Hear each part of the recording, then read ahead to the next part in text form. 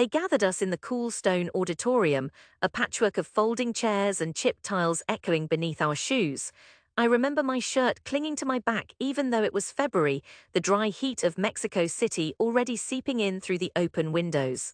All week my mother had urged me to wear press pants for the culinary school's entrance recital, look presentable for the judges, she'd stressed before adding, even if it won't change much. The nerves started in my fingertips. They trembled so much that I almost sliced my thumb open peeling a pear in the prep room. The other applicants whispered in groups, all sharp black shoes and starched aprons, clever boys and girls whose fathers owned bakeries or fancy restaurants on Reformer Avenue. I looked out of place standing in the corner with second-hand shoes and a borrowed chef coat, my own mitts stained with years of my tears' kitchen grease, not the polished internships the others boasted. They called my name third. I wiped my palms, walked to the broad steel counter and glanced up at the wooden balcony where the judges sat. Chef Emiliano, famous for his steely reserve, Luz Maria, owner of a beloved pasteleria in Condesa, and my cousin Rogelio, who'd managed to become a guest juror simply because his friend handled the school's money. Rogelio winked at me, half encouraging, half mocking, and I felt the flush rise to my cheeks. The task. Build a chew pastry, fill it, glaze it, something elegant. I knew this routine, had done it for years late at night, using whatever ingredients I found at home, guava jam, mango, sometimes chocolate if we had extra pesos. The timer beeped, my hands moved on their own, flour, eggs, butter, water. The dough came together smooth, skin-like, and I piped the shells, shaping them as evenly as I could. Every now and then I glanced at Rogelio's bored face. Just as the pastries went into the oven, the urge to check them came. 5 minutes 10, they should have puffed. I pressed my face close, heart leaping, but the oven's heat wasn't right, too low or too high. The shells sunk, limp and waxy around the edges. Something was wrong. I started over, the clock slicing at me. My second batch crawled through the oven, coming out at different heights, one small and burnt, one pale and blobby, one half exploded. I filled them anyway, fingers sticky, mind blank. My mouth tasted like panic. When my platter went on the table, the judges leaned in. Chef Emiliano's lips thinned as he lifted the squat, deformed shell, breaking it with a delicate crack. Pastry crumbled onto the white cloth. Rogelio laughed under his breath, and even Luz Maria tried to hide her frown behind her evaluation cards. Before they even spoke, I knew. Your textures are childish, Emiliano said quietly. The chew lacks discipline. Luz Maria was kinder, but her words still cut. You have heart, but your technique is not ready. I froze, waiting. Rogelio, never one to let a wound heal, added, perhaps you're better suited to eating than baking. The laughter, short, sharp, echoing, came from the students as well. I stood there until they dismissed me. Outside, humiliation carried its own taste, bitter on the tongue, hot in the throat. I clenched my teeth, blinked hard into the late afternoon haze and stalked homeward. My mother was waiting on the balcony with my little sister, Eva. Eva ran to me, but my mother's arms stayed crossed. Well, she asked softly. I failed, I said, unable to lie. Her sigh was long and familiar, a sound I knew since childhood when bills arrived thicker than paychecks. Mijo, this is not a world for dreams. Remember what your Tio said, find honest work with your hands, dreams bleed you dry. Rogelio called that night, half drunk and oily-voiced. Cousin, next time, maybe bring me some pan dulce instead of embarrassment. His laughter bounced around the hallway while my mother in the other room washed dishes, as always. I did as she said.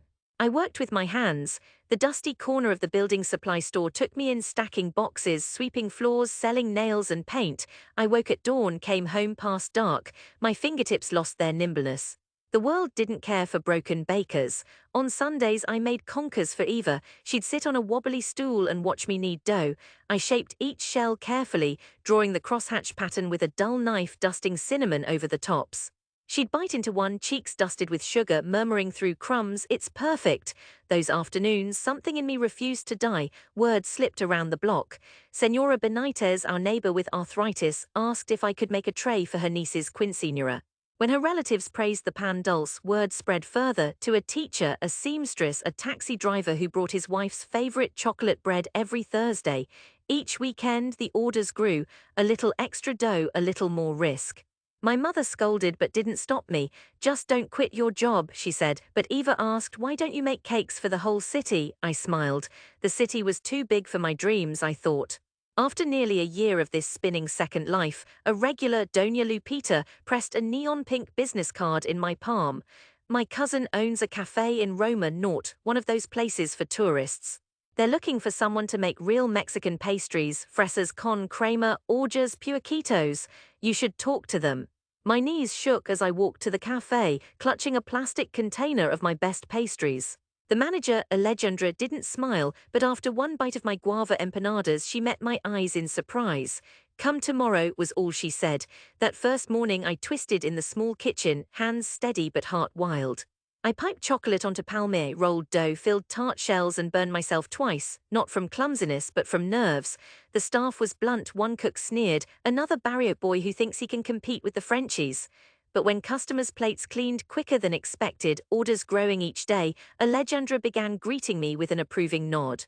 For months I worked silently before dawn and long after closing. The cafe's Instagram exploded with photos of my pastries, sweet breads, rosy tarts, orange-scented cakes, shared by tourists, fashion bloggers, and old abuelas alike. Yet at home, there was still skepticism. My mother didn't trust money made by sugar. Rogelio and his friends sent mocking memes, little cartoon bakers dropping their trays. At every family gathering, cousins joked about my imaginary chef life. Patience became my armor. I swallowed the words. I listened, learned, practiced. Each failure, flat breads, collapsed cakes, a batch of burnt tres leches taught me something vital. I wrote recipes in the back of my worn notebook, tinkered in my dreams. One heavy grey morning, a reporter from a local magazine arrived. Alejandra's excitement threatened to crack the kitchen, but I kept my head down. The article appeared 3 weeks later, Pastry Revolution in Roma Norte, meet Ernesto Delgado the barrio baker. Overnight the cafe was swamped. Alejandra handed me a key. "Your part owner now. This is your kitchen, Ernesto." I told my mother quietly over dinner, laying the metal key on the table. She stared at her rice, silent. Eva looked at me with wide, admiring eyes, a connection that made every humiliation worth enduring. Years passed in swirls of flour and sugar. I traveled, studied in Paris for a month on a scholarship, wrangled with architects to open our second shop. Our third location greeted dawn with lines stretching down the street. Alejandra joked, "You'll be too famous soon." I only shook my head. Inside, my heart was still that nervous boy at the recital, waiting to prove himself. The call from the Culinary Academy arrived one January.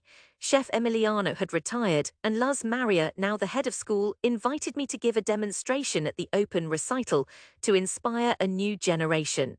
I tried not to think about the last time I'd entered their doors. I told myself this time I was different, a man shaped by patience, not humiliation. And yet, my hands still trembled as I walked into the sun-soaked courtyard, passing the heavy wooden doors, smelling the same blend of yeast and disappointment.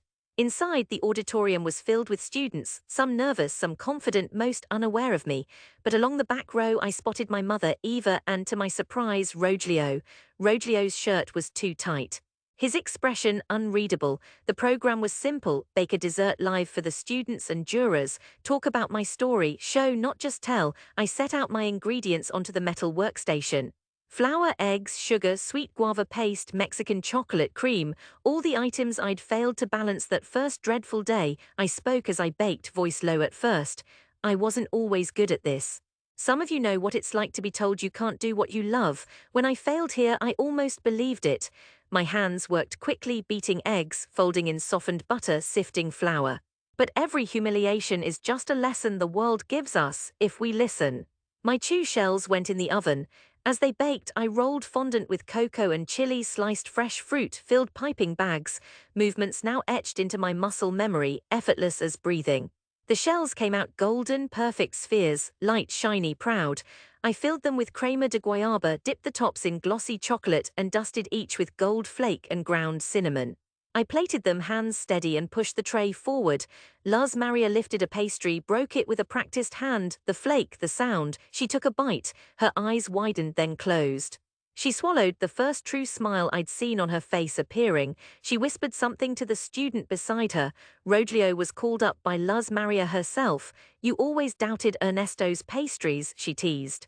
"Come taste." He walked slow and deliberate across the floor under the gaze of 100 students. He picked up a shell, studied it, then took a bite. I watched his body stiffen with the unexpected bloom of flavor, the way he glanced at me before swallowing. Cousin, Luz Maria prompted. He cleared his throat, coughed. It's incredible. His voice was hoarse. He laughed, but this time there was wonder instead of spite.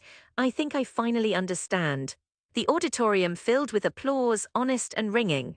For a moment I let it in, the sound, the scattering of voices, the taste of victory. Afterward my mother and Eva rushed forward. My mother hugged me tight, her grip unyielding. Perdon, mijo, she whispered, voice trembling. Tu sueño vale la pena, your dream is worth it. Eva grinned, eyes glimmering. You're famous now, Ernie, did you see them all clap? I looked for Rogelio. He stood against the far wall, head bowed for a moment, then raised it.